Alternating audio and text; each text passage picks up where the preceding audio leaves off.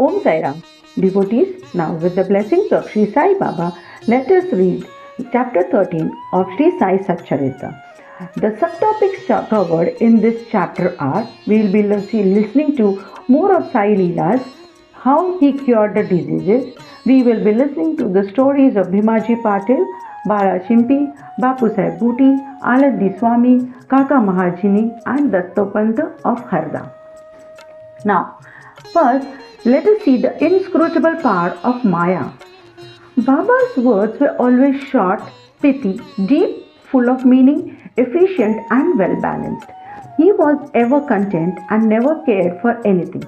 He said, "Though I have become a fakir, have no house or wife, and though living of all cares, I have stayed at one place, the inevitable Maya teases me often. Though I forgot myself, I cannot forget her. She always envelopes me. This Maya, that is the elusive power of the Lord, that is Sri Hari, teases God Brahma and others. Then what to speak of a poor fakir like me?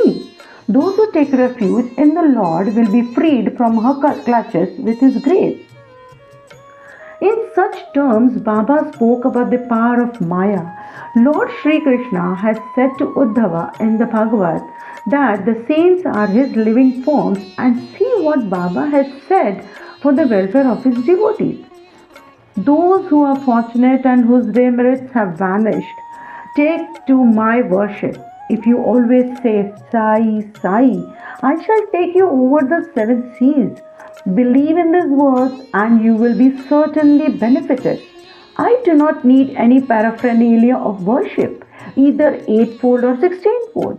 I rest there where there is full devotion." Now, read what Sai, the friend of those who surrendered themselves to him, did for their welfare.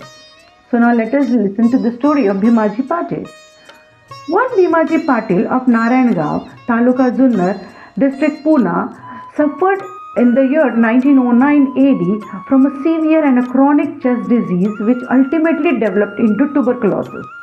He tried all sorts of pathos, that is remedies, but to no effect.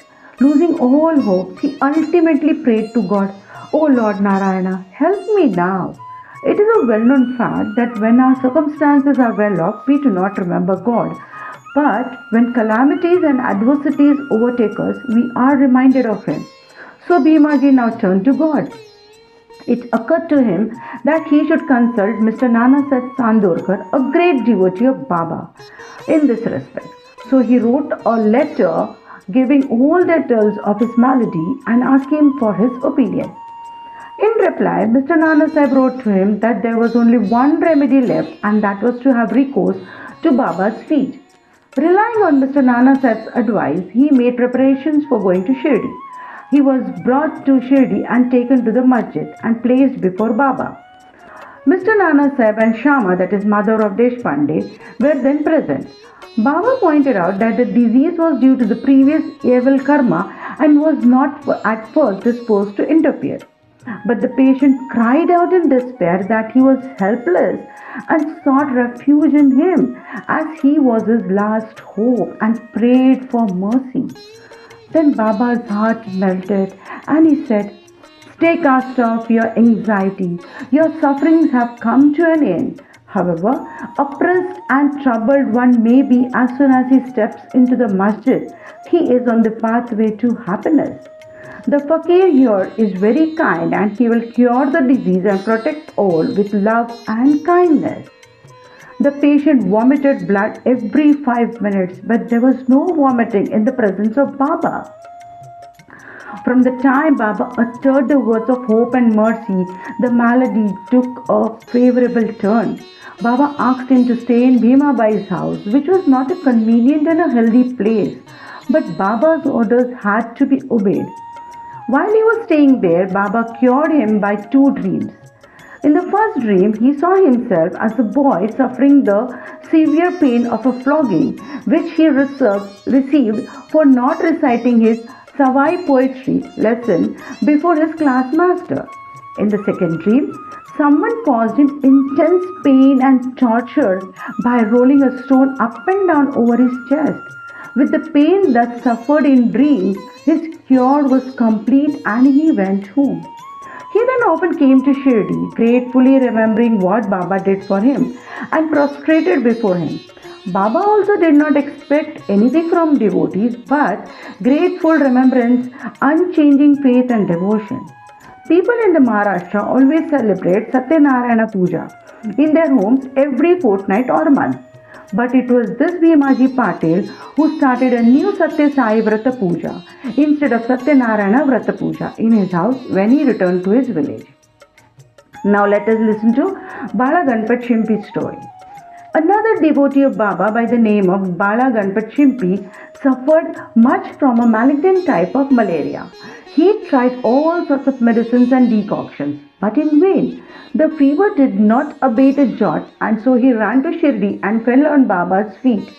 Baba gave him a strange recipe in this case as follows. Give a black dog some morsels of rice mixed with curd in front of the Lakshmi temple. Bala Shimpi did not know how to execute this recipe, but no sooner he went home, he found rice and curd. After mixing them together, he brought the mixture near the Lakshmi temple, where he found a black dog waving its tail. He placed the curd and rice before the dog. The dog ate it, and strange to say, Bala got rid of his malaria. Now, listen to Bapusaheb Buti's story. Shriman Bapusaheb Buti suffered once from dysentery and vomiting. His cupboard was full of patent drugs and medicines, but none of them had any effect. Bapusaheb got very weak on account of purgings and vomitings and therefore was not able to go to the masjid for Baba's darshana. Baba then sent for him and made him sit before him and said, "Now take care, you should not purge anymore." And waving his index finger, the vomiting must also stop. Now look at the force of Baba's words. Both the maladies took to their heels, that is, disappeared, and Buti felt well. On another occasion, he had an attack of cholera and suffered from severe thirst. Dr. Pillai tried all sorts of remedies but could give him no relief. Then he went to Baba and consulted him as what to drink that would allay his thirst and cure the disease. Baba prescribed an infusion of ailments, walnuts, pistachio, it's a kind of a dry fruit, boiled in sugared milk. This would be considered as a fatal aggravation of the disease by any other doctor or physician. But in implicit obedience to Baba's order, the infusion was administered and strange to say, the disease was cured. Now, Alandi Swami. A Swami from Alandi, wishing to take Baba's darshana, came to Shirdi. He suffered from a severe pain in his ear, which prevented him from getting the sleep. He was operated for this, but it served no purpose.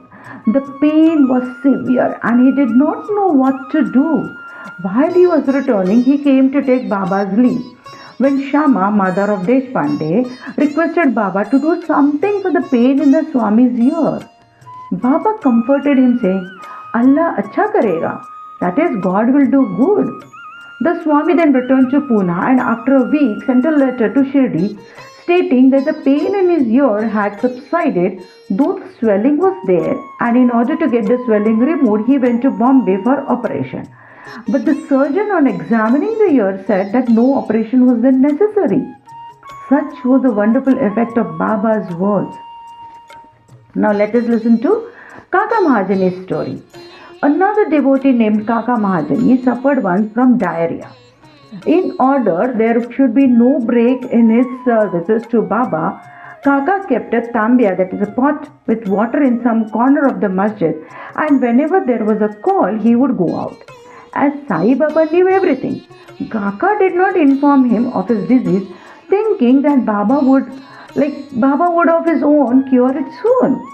The work of constructing the pavement in front of the masjid was permitted by Baba, but when the actual work was begun, Baba got wild and shouted out loudly. Everybody ran away, and as Kaka was also doing the same, Baba caught hold of him and made him sit there. In the confusion that followed, somebody left the small bag of groundnuts. Baba took a handful of groundnuts, rubbed them in his hand, blew away the skins, and gave the clean nuts to Kaka and made him eat them. Scolding and cleaning the nuts and making Kaka eat them went on simultaneously. Baba himself ate some of them. Then, when the bag was finished, Baba asked him to fetch water as he felt thirsty. Kaka bought a pitcher full of water. Then Baba drank some water and made Kaka also drink it. Baba then said, "Now your diarrhea has stopped and you may attend to the work of the pavement." In the meanwhile, other persons who had run away returned and started the work, and Kaka, whose motions had stopped, also joined them. Are groundnuts medicine for diarrhea? According to current medical opinion, groundnuts would aggravate the disease and not cure it. The true medicine in this, as in other cases, was Baba's words. Now let us listen to the story of Dattopant of Harda. A gentleman from Harda by the name Dattopant suffered from stomachache for 14 years. None of the remedies gave him any relief. Then, hearing of Baba's fame that he cures disease by sight, he ran to Shirdi and fell at Baba's feet. Baba looked at him kindly and gave him blessings. When Baba placed his hand on his head and when he got Baba's udi with blessing, he felt relieved and there was no further trouble about the malady. Now, towards the end of this chapter, 3 cases are cited in footnotes. First one is Madhavrao Deshpande suffered from piles. Baba gave him decoction of sonamukhi, that is senna pots. This relieved him. Then after 2 years, the trouble again recurred and Madhavrao took the same decoction without consulting Baba. The result was that the disease aggravated, but later on it was cured by Baba's grace. Second story was Kaka Mahajani's elder brother Gangadhar Pant suffered for many years from stomach pain. Hearing Baba's fame, he came to Shirdi and requested Baba to cure him. Baba touched his belly and said, "God will cure." From that time, there was no stomach pain and he was completely cured. Third story is of Nana Saheb Chandorkar, also suffered from intense stomach pain. He was restless the whole day and night. Doctors administered syringes which produced no effect. Then he approached Baba, who told him to eat barfi, a kind of sweet peat mixed with ghee. This recipe gave him complete relief. All these stories go to show that the real medicine that cured the various diseases was Baba's words and grace, not any medicine or drugs. Bow to Shri Sai, peace to be all. Chapter 13 of Shri Sai Satcharitra comes to an end. Om Sai Ram. Devotees, do not forget to like, subscribe and to write Om Sai Ram in the comment section. Om Sai Ram.